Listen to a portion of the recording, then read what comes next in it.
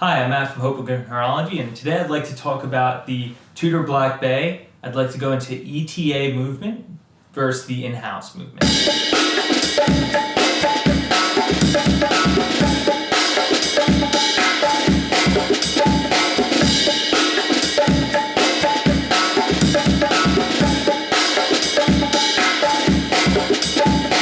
So before I begin, I'd like to just mention that if you have any questions about this jacket, I've already made a video about this jacket and a brief history on the Omega Speedmaster Man on the Moon.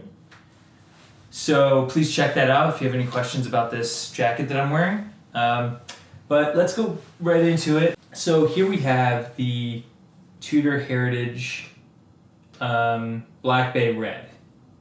And here's the ETA version. Now, the reason that I'm going through the red Black Bay was because I owned a red Black Bay. I actually owned the ETA version. I shouldn't have said that because I shouldn't show a bias toward the ETA version, but I think you'll see that at the end of this video, you will have to reach a conclusion yourself. I mean, if you're spending the money, you really should do the research yourself and decide. But I'm here to help, so of course I'm always open for questions too, but let's jump right into it. All right, so let's go into the movement. The ETA, we have a 2824, and the Tudor calls their movement MT5602. So if I'm on here, the original Black Bay, I believe, is 48 hours power reserve. And the Tudor Black Bay, the in-house movement, has 70 hours of power reserve. The idea behind 70 hours of power reserve, what's in the marketing info is they say, take it off on Friday, enjoy the weekend, pick it up on Monday, and it's still going. I wear my watches on the weekend, but it's a great marketing tactic that 70 hours will last the weekend if you're not wearing your watch.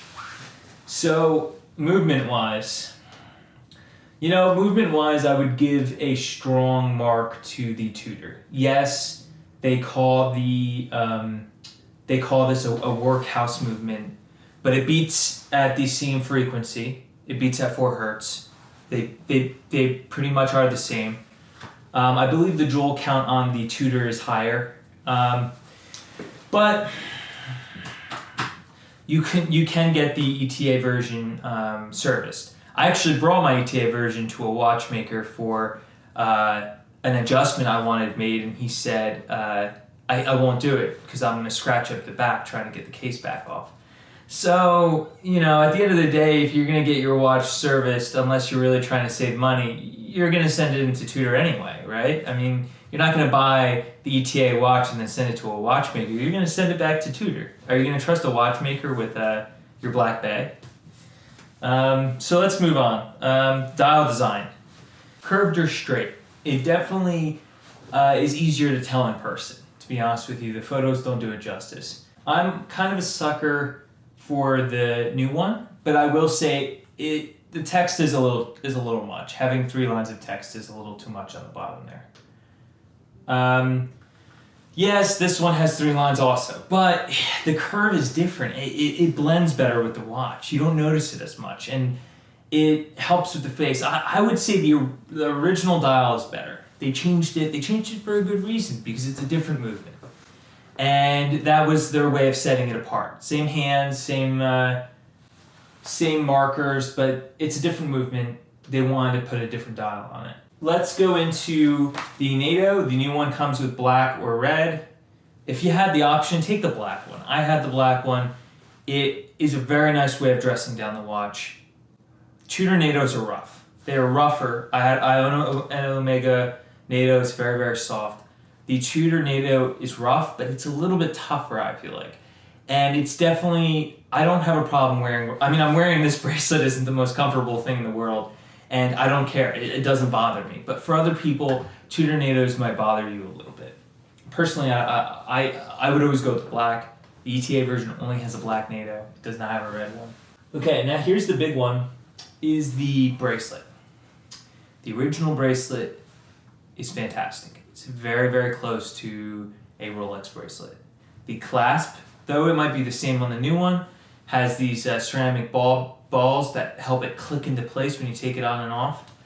But that bracelet, the old one, is so nice. And I look at pictures when I was wearing the watch, and it's unmistakable. The quality is so fine on that bracelet. That being said, I haven't had experienced the new bracelet in person, but I will say that I do like the look of it, but I'm not a fan of the rivets. I like my vintage watches. I like buying vintage watches. I own a few vintage watches, but there's something about the rivets on the Black Bay that just don't look right to me.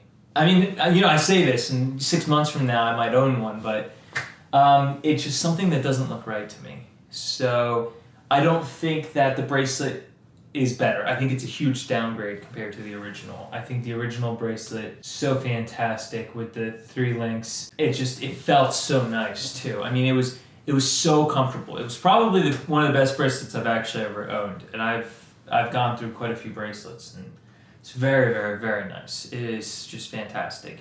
The new one, I don't know, it's hard for me to say. Also, I kind of have a problem with loud bracelets, like the later Speedmaster bracelet. I actually am not a huge fan of. I actually like this older Omega bracelet. It's so comfortable. I like 3-link designs, very, very Rolex way of doing things. Just the 3 links across. I think that's solid. It's more steel. You know what I mean? It's not so. There's not so many links that go across. There's not so many.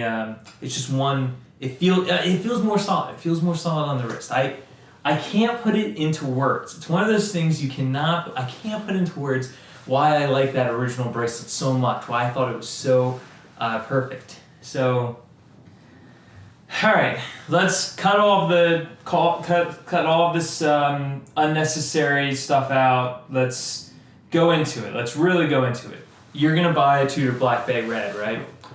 What do you buy? Buy the ETA version on a leather strap. Or better yet, buy the Tudor in-house version on a leather strap. Because you're buying it on leather, you get the 70-hour power reserve, you get the better movement, you can get the NATO strap with it, you can get red or black if you'd like, and you have a great watch. I like the leather strap. I love the Tudor on a leather strap. I would never buy it on the leather strap because if you ever wanted to buy a bracelet, it's so much more money instead of buying it with the watch. Now, if you're going to buy it and you're going to buy a bracelet version, buy the ETA movement, Tudor. Buy the ETA movement. That movement's been around for decades, and it is a fantastic movement. And that bracelet, you will not regret owning that bracelet over the new one. I know for a fact I love that bracelet, and I would have no problem picking up I sold that Tudor that I used to own, but I would have no problem spending exactly what I sold it for to get another bracelet version ETA Tudor. But, that's if there's a good one on the market. On Tudor's site, it's $3,600, roughly $3,700. But this is a great watch. Either way, you're getting a great watch. And if you're someone like me, you're going to be changing the straps or changing the bracelet.